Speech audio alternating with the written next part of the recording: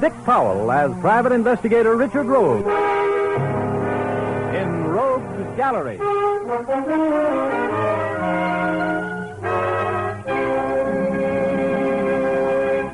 Rogue speaking. Call me a silly, impressionable boy if you want to. But when I first laid eyes on Patricia Flynn at that party, I was over the side like a Jacob's ladder. Her hair was as black as a lover's despair. Her eyes were the blue of the washed sky around a rainbow. And she was to feminine architecture what the atom bomb is to science. There's never been anything like it. I liked her, and she liked me. In fact, she seemed to be spending most of the evening trying to be alone with me. But another lovely, bless her, outmaneuvered her. The next day, I went to my office a little late. I was just sitting there at my desk trying to make my checkbook agree with the bank's theories when the door opened. And who walked in was Patricia. I restrained a foolish impulse to grab her and shout, "I love you," by looking bored and saying, "Hello." Hello, Mr. Rogue. I guess I should have called for an appointment. Oh, now, look, first off, you must call me Richard, because I'm going to call you Pat. I'm so glad you came in to see me, Pat. Let's go down to the hunt room and talk things over, shall we? After a while, if you want to. It sounds charming, but I want to talk to you here alone first. Oh, well, okay. What shall we talk about? Mr. Rogue. Richard. Thank you. I know this sounds dramatic, but there have been 2 attempts made on my life in the past 3 weeks. Well, why would anybody want to harm you? I don't know. I really don't. There's no reason that I can think of. Well, you poor kid. Where did these attempts on your life take place? At our summer place, up on Lake Tecumseh. Oh, and there's nobody up there with any motive for wanting you out of the way? Nobody. I don't know whether you've ever been to Lake Tecumseh or not. It's a small resort. Just a few families have cabins there. Maybe you better start from the beginning. You know, I don't really know much about you. Give me the whole story, will you? All right. You already know my name. It's Pat Flynn. My father was Michael Flynn, the attorney. Yes, I knew of him, of course. Mother was much younger than Dad, and about a year after he died, she married Herbert Lewis, the British artist. He was a widower. He had a daughter, Diane, just my age. She's a lovely girl, very British, English, finishing school, and a wonderful musical education, with the best of friends. She got married about 3 months ago to John Anderson, a boy I've known since he was about 10. They're very happy, and we're all up the lake together. All staying in the same cottage? Yes. Well, it isn't exactly a cottage.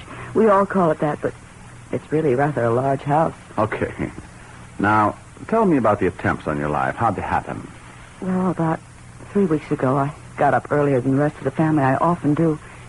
I went down to the lake for a dip. I'm a pretty good swimmer, and I headed right out to the island in the middle of the lake. I heard a bullet whistle past my head. I dove underwater and swam back toward the shore as long as I could hold my breath. Then I came up. I heard another bullet hit the water not a foot from me. I was frightened to death. I stayed underwater as much as I could until I saw Mother and John coming down for their morning dip, and I swam in and joined them. Did you tell them about it? No. I was afraid they'd laugh at me. There was another attempt later? Yes. I always have a glass of milk in my room at night. And one night, for no reason at all, I gave it to my cat, Cynthia. And Cynthia died. She had convulsions and died. The veterinary said she'd been poisoned. Somebody tried to poison me. Look, baby, I think it's about time you're telling somebody about this. There's no future in being murdered, you know. That poisoned milk makes it look like an inside job, doesn't it? I don't see how it could be anyone in the house, Mr. Rogue. There's only the family and... No servants? Only Mary, the cook, and... Oh, well, she's like a mother. She wouldn't want to hurt me. Oh, Richard, I'm scared. I'm supposed to go back up to the lake tomorrow, and I know that the next time they're going to succeed in killing me. What do you want me to do? I want you to come up with me as a house guest. No one will know you're an investigator. And Mr. Rogue... Yes, Pat? You can protect me.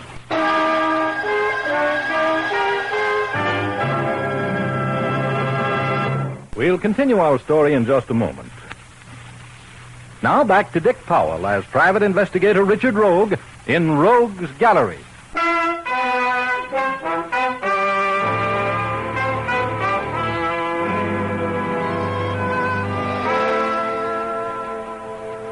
I couldn't understand why anybody would want to deprive this ugly old world of Patricia Flynn's beauty. But she was convinced that somebody was trying to promote her to a better land than this, so I accepted her invitation to be a house guest at her family's 18-room cabin on Lake Tecumseh. I'd like to be Uncle Tom in a cabin like that. The living room was a little smaller than the Los Angeles Union Station, but it was much more comfortable. There was a fireplace at each end of it about the size of the entrance to the Hudson Tube. And the room was done in rustic furniture with down cushions. Every place you looked at the walls, you either got an inquisitive look from a defunct moose or a cold stare from a mounted fish. If this was roughing it, I gave up my scouting too early.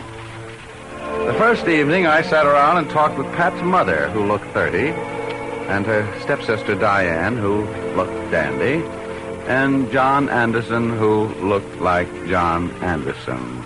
John was Diane's husband. We're so happy that you could come up with Patricia, Mr. Rogue. She hasn't been enjoying herself this summer for some reason. She seems so depressed. Well, girls with her look should never be depressed. If I weren't Patricia's mother, I'd think she was in love. She has all the symptoms. Are you the cause of all this, Rogue? Well, I hope so, but I doubt it. It's an interesting thought. Where is Pat?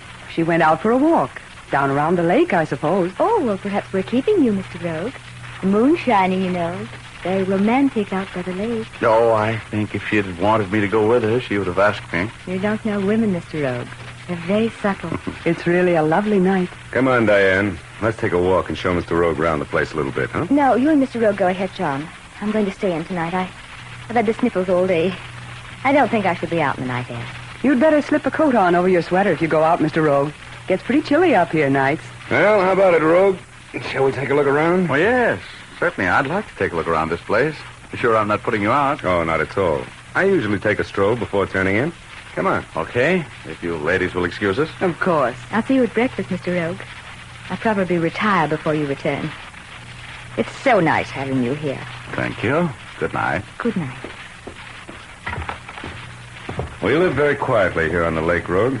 I'm afraid you might find it a little dull. Oh, I could use a little quiet. Have you known Pat long? Well, quite a while. She's a grand girl, isn't she? No, one of the best. Strange kid, though. I think she's the most beautiful girl I've ever seen. She has something on her mind lately, though. Doesn't seem to be quite her old carefree self. You've noticed it, too, huh? She was very close to her father, you know. Hasn't been too sharp since his death. I'm kind of worried about her. You think that's what she's brooding about? Her father's death? I can't figure her lately. She's changed completely. Yeah, look at her down there by the side of the lake. All alone, as usual. Suppose she would resent it if we joined her? Well, we can try and see. Hey, Pat, you receiving callers this evening? I'm waiting for them. Come on over. Well, you look mighty beautiful sitting out there in the moonlight. That remark has my enthusiastic approval. Aren't you cold out here with no wrap, Patty? No, it's nice out here. I like the breeze. Have a seat on the sand, Mr. Rogue. Well, thanks. Oh, brother, this is the life.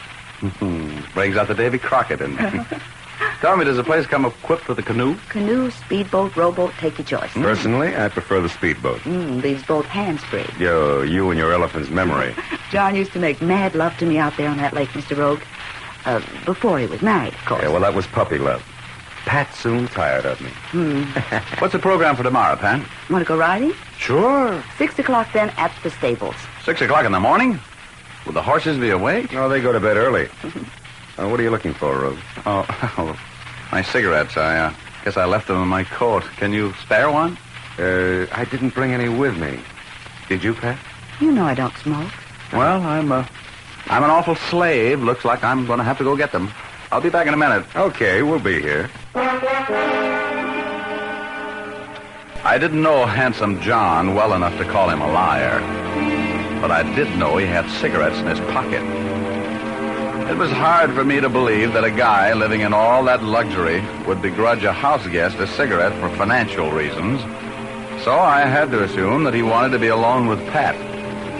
I felt as unnecessary as a laugh at a funeral as I walked back up to the house. The French doors into the living room were open, and I headed for them. I wasn't making any noise, walking in the sand.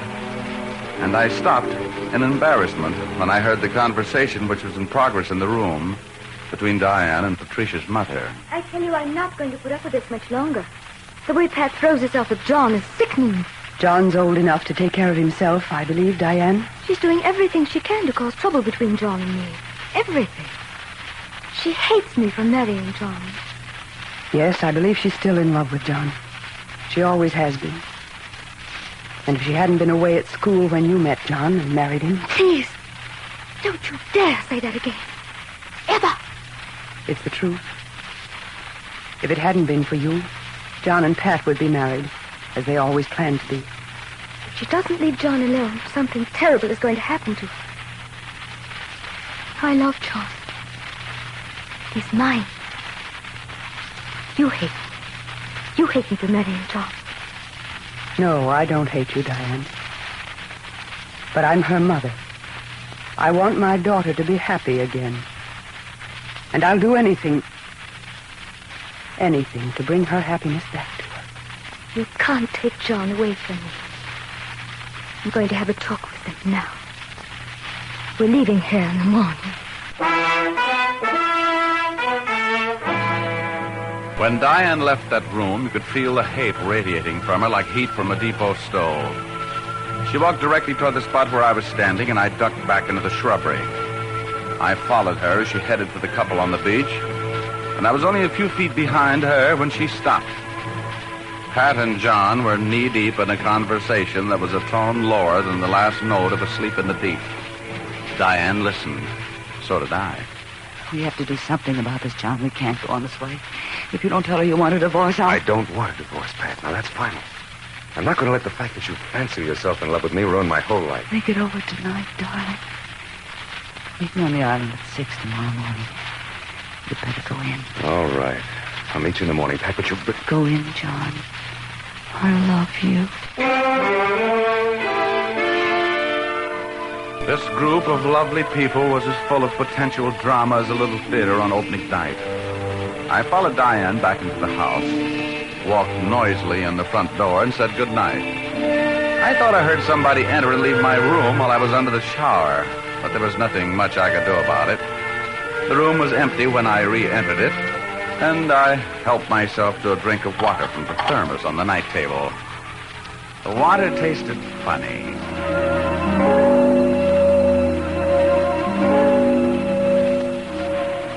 As I hit the pillow, I knew what it was. I went out like a match in a bucket of water. And when I opened my eyes, I was on cloud 8. Eugor was looking me over, and that little dame was there. He's opening his eyes, Eugor. Hey, Chiefy, what happened? No bump on your head. Oh, never mind. What's that girl doing here? Tell him, Eugor. Ask him now. If you're going to ask me for permission to get married, the answer is no. Yeah, but Chiefy, don't you think it's about time you and I settle down?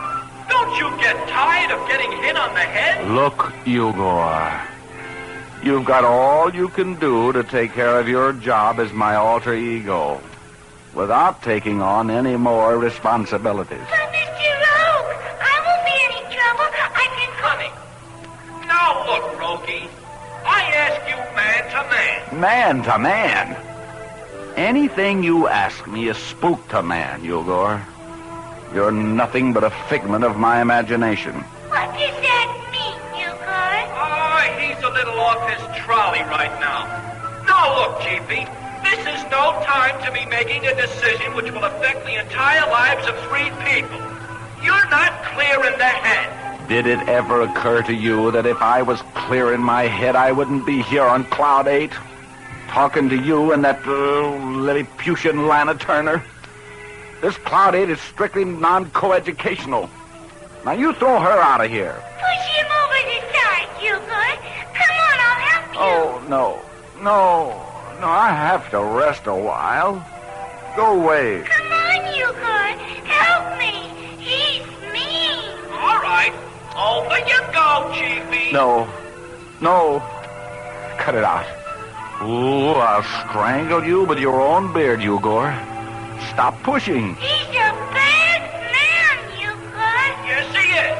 So long, Froggy.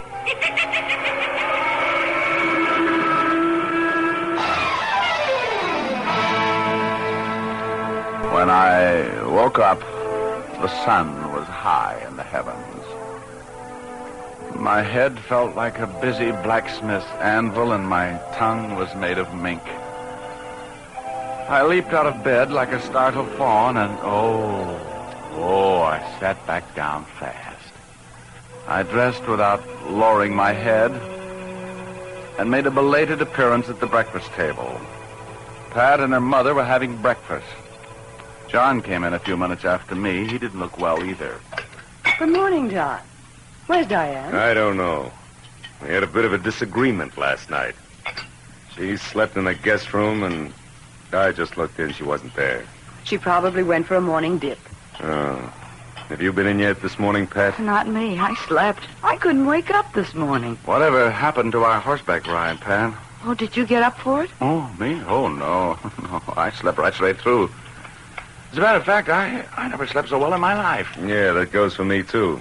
And I feel terrible this morning. Well, so do I. I feel dopey. How about a canoe ride after breakfast, Pat? It'll do us both good. Maybe that's what I need.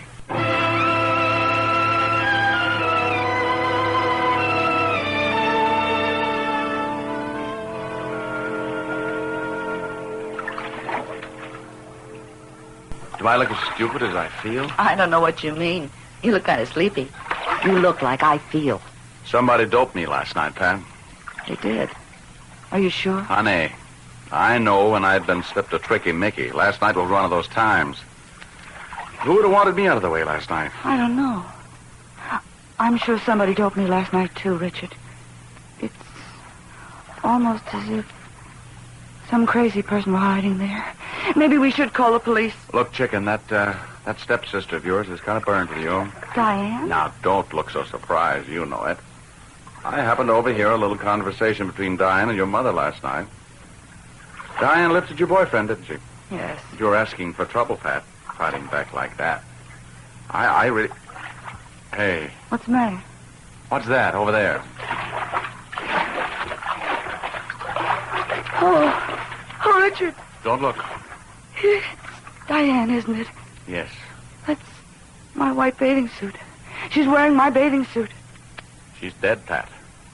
Somebody shot her. Oh, no. Richard, whoever shot her thought they were shooting me.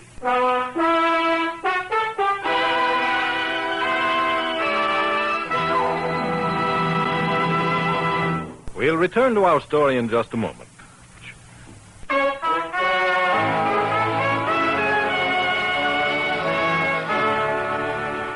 Now back to Dick Powell as Private Investigator Richard Rogue in Rogue's Gallery.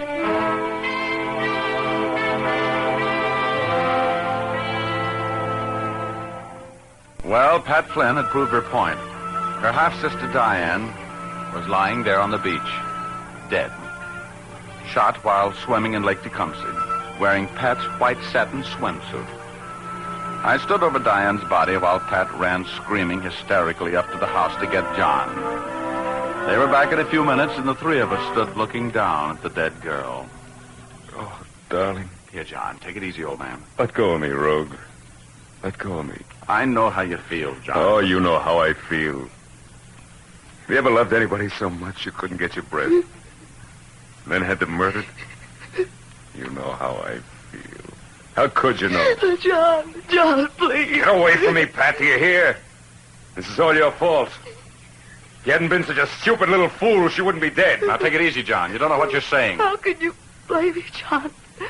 Whoever killed her thought they were shooting me. I wish they had. You were the cause of all the trouble. You've hated her ever since we were married. You think she stole me from you? How could you think that? You were never anything to me. Now, look. We'd better get up to the house. The police have to be called. This is murder, you know. You take care of that, will you, Rogue? Of course. You better come with me, John. No. I'll stay here with Diane. But take Pat with you. Don't leave her out here with me. With us. I'll go, John. I wish you wouldn't hate me. John. Get back to the house. Come on, Pat. And when the police get here, Rogue, I have something to tell them. Bring them right out here to me. All right. All right, John. Oh, this is a horrible thing, Pat. Tell me, how did your mother react to the news of her stepdaughter's murder? She didn't say anything. She just said, "Oh, Richard, you don't think Mother..." I don't know. It looks like everybody in the house was doped last night, but your mother. Oh, it couldn't have been Mother. She wouldn't want to hurt me. You're overlooking the fact that whoever shot Diane might have known just who was wearing that white bathing suit, aren't you? Oh, no. It couldn't have been Mother. It was someone trying to kill me. That's just a theory. Go call the police. Tell them to come up here. I'm going to have a talk with your mother. As soon as Pat was out of the way, I ran up the stairs to my room. I took the stopper out of the thermos and sniffed the water in it. There had been chloral in that water. I knew the pungent smell of it. I visited Pat's bedroom and John's and sampled the odor of the water at their bedsides. It was a very interesting experiment. I headed for the bedroom occupied by Pat's mother and hesitated outside the door. There was the odor of burning cloth. I opened the door and walked in. She was on her knees in front of the fireplace, trying to burn a scanty red swimsuit, a damp one. What do you mean coming into my bedroom, Mr. Rogue? Your stepdaughter Diane has been murdered, and I'm investigating the circumstances. Give me that bathing suit. Give it here. No, I won't. I'm sorry. I'll have to take it then. You know, destroying evidence is bad business. Give it here. I killed her. I killed Diane, Mr. Rogue. You did? Why? She was ruining my daughter's life. I killed her this morning. Where does the bathing suit enter into it? Why were you trying to destroy it? I didn't want the police to know that I'd been in the lake this morning. Oh, I see. Well? The police are... Mother, what are you doing with that swimsuit? Pat, Whose is it? It was Diane's. You might as well face it, Pat. Your mother killed Diane. She just confessed to me. She was burning that suit to keep the police from finding out that she'd been in swimming this morning. Oh, that's ridiculous. Look at that suit. Look at the size of it. Mother could no more get into that than Pat! No, she couldn't, could she? But you could, Pat. And if I did it. I killed her. Pat, don't say anything. The water on my nightstand was drugged last night, Pat. Chloral. So was John's. But yours wasn't. And you shot Diane, didn't you? No. Pat, don't answer him. I shot her. I hated her. She was no good, Mother. I did it. I killed her. I saw her sneaking around listening to what John and I were saying last night. Spying on us. I gave her something to listen to. I made a date to meet John on the island at 6 o'clock this morning. I knew what she'd do. I knew. Oh, Pat. Pat, how could you do it? I'm glad I did it. If I can't have John, I'd just as soon be dead. I'm only sorry I wasn't a little more clever. Pat, dear, we'll get the best attorney. No, not for me. Oh, bless your heart. That was a wonderful try you made for me. Mommy, I love you.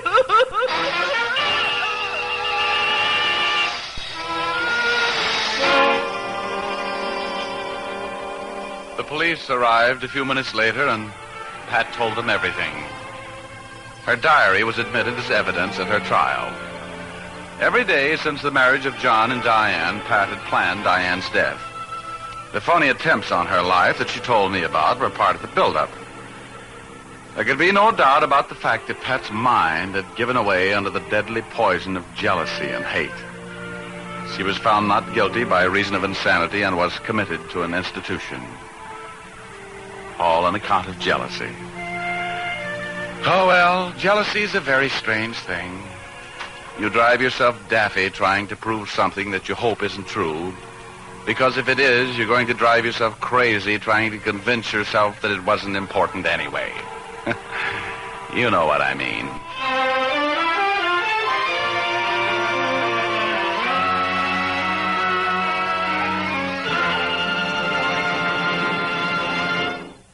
This is Dick Powell again, ladies and gentlemen. Hope you enjoyed our story tonight.